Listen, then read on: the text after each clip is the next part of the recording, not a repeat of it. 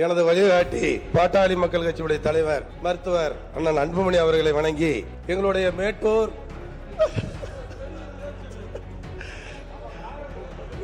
நீங்க உட்கார்ந்து பேசாங்க. அவங்க நீங்க தயவு செய்து இல்ல எல்லாரும் நம்மளுடைய அவங்க விருப்பப்பட்டவங்க அவங்க சொல்லட்டும், ஒன்றும் பிரச்சனை இல்லை. நேத்து நீங்க கேள்வி பதிலுக்கு வாங்க. சேலம் மாவட்டத்தில் இருக்க அறநிலைத்துறை அதிகாரிகள் ரொம்ப மெத்தன போக்கில் இருக்கின்றார்கள். சரி, அடுத்து சொல்ற நேரம் இல்ல, அதை அவை குறிப்பிட்டு நீக்கிறது. உங்க கேள்வியை மட்டும், உங்களுக்கு என்ன வேணுமோ அதை மட்டும் கேளுங்க. மாண்புமிகு பேரவைத் தலைவர் அவர்களே, எனது வழிகாட்டி பாட்டாளி மக்கள் கட்சியுடைய தலைவர் மருத்துவர் அண்ணன் அன்புமணி அவர்களை வணங்கி எங்களுடைய மேட்டூர் நகராட்சியில் உள்ள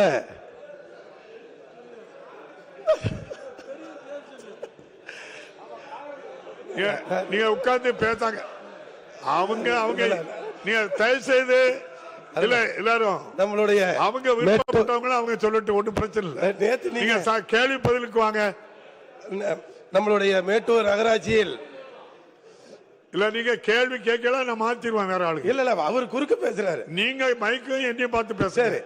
நம்மளுடைய மேட்டூர் நகராட்சியில் நம்மளுடைய அறநிலைத்துறை அமைச்சர் 2023 நவம்பர் மாதம் நம்மளுடைய பால தண்டாயுதபணி திருக்கோயில் பழுதடைந்த நிலையில் என்னுடைய கோரிக்கையை ஏற்று 2.5 கோடி ரூபாய் மதிப்பீட்டில் கட்டுமான பணி தொடங்கினார்கள்.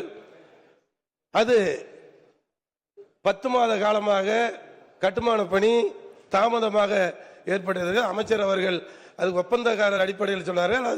அது ஜேசி அவர்கள் தான் முயற்சி பண்ணோம், நீங்க எனக்கு கொடுத்துருக்கிறீங்க. மேட்டூர்ல இதுவரையும் எனது கோரிக்கையை ஏற்று 15 கோடி ரூபாய் அறநிலைத்துறையில் கொடுத்திருக்கிறாரு. அதுல நம்மளுடைய பால தண்டாயுதபணி கோயிலுக்கு ராஜகோபுரம் கட்டுவதற்கு கேட்டிருந்தேன். மண் பரிசோதனை நிலையில் சென்றிருக்குது சொன்னார். அது எந்த நிலையில் இருக்கின்றது என்பதை அறிய விரும்புகிறேன். 2வது, குளத்தூர் ஒன்றியம் ஜலண்டேஸ்வரர் கோயில் பழுதடைந்து இருக்கின்றது. கட்டுமான பணி தொடங்கி எப்போது குடமுழுக்கு செய்வீர்கள் என்று அறிய விரும்புகிறேன். இன்னொரு கேள்வி இருக்கு, மாண்புமிகு அமைச்சர் பதில் சொல்லுங்க. கேள்வி இருக்கு, அப்ப சொல்லுங்க. மாண்புமிகு அமைச்சர் நேரம் இல்லை. ராஜகோபுர கட்டுமானியை பொறுத்தளவில் 1,20,00,000 ரூபாய் உபயதார நிதியில் மண் பரிசோதனை செய்யப்பட்டு பணிகள் தொடங்க தயாராக இருக்கின்றது. ஆனால் திருக்கோயிலுடைய கட்டுமான பணிகள் முடிந்த பிறகுதான் ராஜகோபுர பணிகள் தொடங்குகின்ற ஒரு சூழ்நிலை. திருக்கோயில் அமைந்திருக்கின்ற பகுதி சிறிய பகுதி என்பதால் உறுப்பினருடைய கோரிக்கையை ஏற்று திருக்கோயிலுடைய கட்டுமான பணிகளை விரைவுபடுத்தி ராஜகோபுர பணிகளும் துவங்கப்படும் என்பதை பேரவையின் தலைவர் வாயிலாக மாண்புமிகு உறுப்பினருக்கு தெரிவித்து மாண்புமிகு பேரவைத் தலைவர் அவர்களே, பிரசித்தி பெற்ற மேச்சேரி பத்திரகாளி திருக்கோயில் குடமுழுக்கு செய்து 16 ஆண்டுகள் ஆகிறது. அது நம்மளுடைய அமைச்சர் அவர்கள் கவனத்திற்கு 2 முறை சென்றிருக்கின்றேன். சேலம் மாவட்டத்தில் இருக்க அறநிலைத்துறை அதிகாரிகள் ரொம்ப மெத்தன போக்கில் இருக்கின்றார்கள். சரி, அடுத்து சொல்ற நேரம் இல்ல, அதை அவை குறிப்பிட்டு நீக்கிறது. உங்க கேள்வியை மட்டும், உங்களுக்கு என்ன வேணுமோ அதை மட்டும் கேளுங்க. நம்ம குடமுழுக்கு அவர் சென்ற எனது கோரிக்கையை ஏற்று நீங்க ஆகஸ்ட் மாதம் மேச்சேரி பத்திரகாளி கோயில் குடமுழுக்கு செய்யணும்னு சொன்னீங்க. இந்த நிமிஷம் வரைக்கும் அதெல்லாம் அடுத்த மாதம் அந்த குடமுழுக்கு செய்வீர்களா என்று நான் அறிய விரும்புகிறேன்.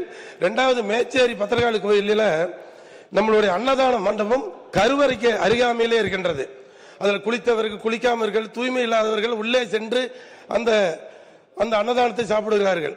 நீங்கள் ஒரு 4.5 கோடி ரூபாய் திட்டத்தில் உணவு மண்டபம், முடித்திருத்தும் மண்டபம், பக்தர் தங்கும் மண்டபம் அவுட்டில் கட்டுகிறீங்க. அங்க அமைத்து கொடுக்குமா கேட்டுக்கொள்கின்றோம். மற்றபடி 8 மாசமா அந்த கட்டடம் முடிந்து இன்னும் மக்கள் பயன்பாட்டுக்கு வரவில்லை. நம்ம முடித்திருத்தும் மண்டபம், பக்தர் தங்கும் மண்டபம், அது கட்டடம் முடிஞ்சிருச்சு. 4.5 கோடி ரூபாய் நீங்க கொடுத்தீங்க, வேலை முடிஞ்சது, இன்னும் வந்து பயன்பாட்டுக்கு வரல. எப்ப பயன்பாட்டுக்கு வரும் என்பதை அறிய விரும்புகிறேன். அதே மாதிரி நம்மளுடைய பசுபதீஸ்வரர் கோயில் முடிஞ்சிருச்சு, அதை குடமுழுக்கு பண்ணோம். காமாட்சி அம்மன் கோயில் மேச்சேரி முடிஞ்சிருச்சு, குடமுழுக்கு பண்ணோம். நம்ம சேலம் வெண்ணங்குடி முனிப்பன் கோயில் ஏற்கனவே சுருக்கமாக கேள்வி முடிக்கலாம். 10 மணிக்குள்ள அதை எழுதி கொடுத்துருங்க. பேரவை துணைத் தலைவர் முன்னாடியே கேட்டா அடுத்த கேள்வி கேட்டு பேரவைத் தலைவர் சொல்லி சுருக்கமா தான் பேசுறேன். முக்கியமானவர்கள் அமைச்சர் பதில் சொல்றாரு, அமைச்சர் கொடுத்திருக்க. அதாவது அமைச்சர் அவர்கள் சேலம் வெண்ணங்குடி முனிப்பன் கோயில் ஒரு நாளைக்கு 500 வாகனம் 2000 பேர் அங்க தரிசனம் பண்றாங்க. முன்னாடி வெயில்ல இருக்குதுன்னு சொல்லி சொன்னோம். பெரிய கோயில், வருமானம் இருக்க கோயில், அதுக்கு நிழலுக்கு செட்டு அமைத்து கொடுக்கணும் என்பது நான் அறிய விரும்புகிறேன்.